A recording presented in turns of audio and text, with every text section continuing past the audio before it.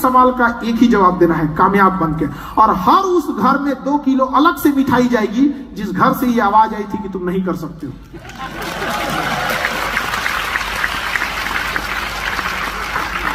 इसलिए लगन से पढ़िए, मेहनत करते रहिए। हम लोगों को भी बहुत सारी बातें सुनने को मिलती है। एक आदमी तो कह रहे थे कि लॉकडाउन में 2 महामारी आया, टीचर थे कुछ कह रहे 2 महामारी आया, एक कोरोना एक खांसर। हमने कहा है कह रहे कमाना ही बंद हो गया। तो भाई एक एजुकेशन एक अधिकार है, और केवल एजुकेशन नहीं, जैसे हमने बताया ना, पानी नहीं, प्योर एंड मिनरल वाटर, उसी तरह से अच्छी और सस्ती एजुकेशन पर ये आपका अधिकार है।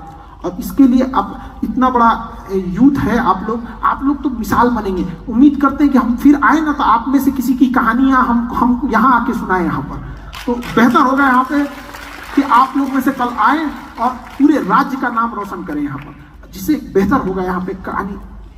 देखिए, संघर्ष सबके लाइफ में आता है, ऐसा कोई नहीं हो सकता है जिसके ऊपर संघर्ष नहीं पड़ा। याद रखिएगा, उस पत्थर की पूजा कभी नहीं होती है जिसने कभी छीनी हथौड़ी की चोट ना खाई हो, क्योंकि मूर्त बनने से पहले बहुत चोट खाना पड़ता है। तो याद रखिएगा, अगर आप चोट नहीं खा सकते हैं तो कभी मूर्त नहीं बनेंगे और कभी आपकी पूजा नहीं होगी। ठीक है, इन्हीं बातों के साथ हम अपनी वाणी को विराम देते हैं। नमस्ते सिक्किम। आपसे आगे निकल जाएगी। ट्रेन का इंजन जो होता है ना, ट्रेन का इंजन सर, वो डिब्बों के भरोसे नहीं रहता है, खींच के ले जाता है उनको यहाँ पर। सर लाइक बस एक क्वेश्चन भी और है, सो आप बुरा ना माने तो। नहीं। ये एक 2 साल पहले की बात है कि कुछ लोगों ने धमकी भरे लहजे में हमसे पूछा था कि बताओ नाम क्या है तुम्हारा। तो हमको वो चीज बहुत खराब लगी कि हम एक शिक्षक है, हमारा सबसे बड़ा काम क्या है, बच्चों को पढ़ाना। हमको धमकी भरे लहजे में बोलेगा तो आप बताइए क्या बर्दाश्त होने वाली चीज है? तो हमने उन धमकी, देखिए हमें आपसे पूरा प्रेम है, हम आपको पूरी बातों से सहमत हैं, आपका अधिकार भी है, लेकिन हम उन धमकी भरे लोगों को ये दिखाना चाहते हैं कि तुम एड़ी से चोटी लगा लो, जिस दिन तुम धमकी दिए थे प्यार से नहीं, जब तक बताओगे पता ही नहीं चलेगा। Thank you so much sir. But आपके माध्यम से उनको भी पता चल जाएगा। समझा कि नहीं गया यहाँ पे? बाकी हम आपको एक छोटा सा हिस्ट्री में बताना चाहते हैं कि जब जनरल डायर ने जलियांवाला बाग में हत्या किया था ना, तो इंग्लैंड चला गया था हत्या करने के बाद। उसके 21 साल बाद उधम सिंह जाके इंग्लैंड में उसके घर में उसको गोली मार दिया, घर में गोली मार दिया। और जज साहब ने पूछा था ना कि बताओ तुम्हारा नाम क्या है, तो उन्होंने कहा था राम मोहम्मद सिंह आजाद, राम मोहम्मद सिंह आजाद। समझा? और सिक्किम से तो ये चीज सीखने की जरूरत है। हम सब एक हैं, अलग अलग एथनिक हैं, अलग अलग कल्चर है, लेकिन हम सब क्या हैं? एक हैं। आप जिस तरह बुला सकते हैं, ठीक है? थैंक यू ना। सबके दिमाग में यही रहता है, एक पानी गिराइएगा ना, यहाँ अगर हम 1 बाल्टी पानी गिरा दे, इधर देखो बबनी, हमारे बिहारी भाषा में ना छोटी लड़की को बबनी बोला जाता है।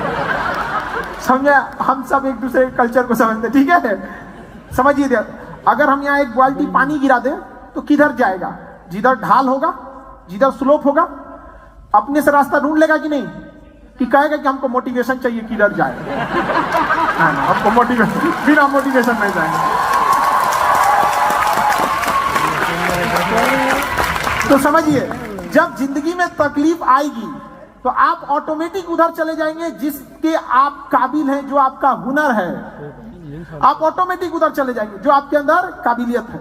सीएम सर, आप टीचर रहे थे तो आप यहाँ आए, कैसे आ गए आपको भी नहीं पता चला, क्योंकि आपके अंदर वो काबिलियत थी, आप यहाँ आ गए यहाँ पे।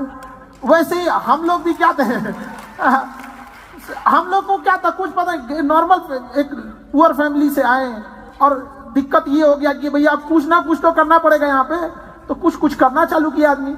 वो वेल्डिंग होती, वेल्डिंग, उसको जब वेल्डिंग करते थे तो उसको समझाते थे, जिनकी दुकान थी वेल्डिंग वाले की, कि देखो यहाँ से ना मजबूत रहेगा, इधर से करिएगा तो स्ट्रेंथ ज्यादा आएगा। कहेगा तुम उस्ताद को समझाता है, काम कर। अभी तो नॉलेज की कोई कीमत ही नहीं है यहाँ पे। तो फिर आदमी कहाँ जाएगा जहाँ नॉलेज का काम है? तो आदमी धीरे धीरे पढ़ाना चालू किया, और धीरे धीरे पता नहीं यहाँ कैसे। हम तो आज भी अपने आप को वही देखते हैं, एक टीचर। आप लोग कैसे देखते हैं, हमको कैसे पता चलेगा? तो हम तो आज भी वही हैं जो कल थे। और शिक्षक और सड़क खुद अपने जगह पे रहते हैं, दूसरे को मंजिल तक पहुंचा देते हैं।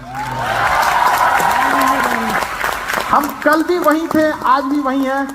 कल आप को एक बड़े अधिकारी, एक बड़े इंसान बन के आइएगा, आप अपने मंजिल पे चले जाइएगा, हमको वहीं पाइएगा।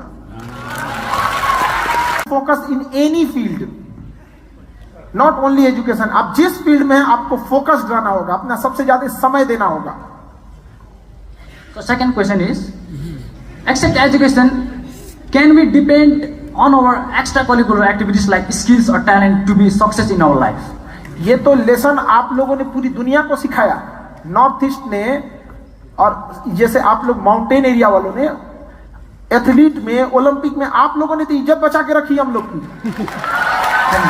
क्या बात करते हैं, आपसे हम लोग को सीखने की जरूरत है एक्स्ट्रा करिकुलम एक्टिविटीज, आप हमसे पूछ रहे हैं।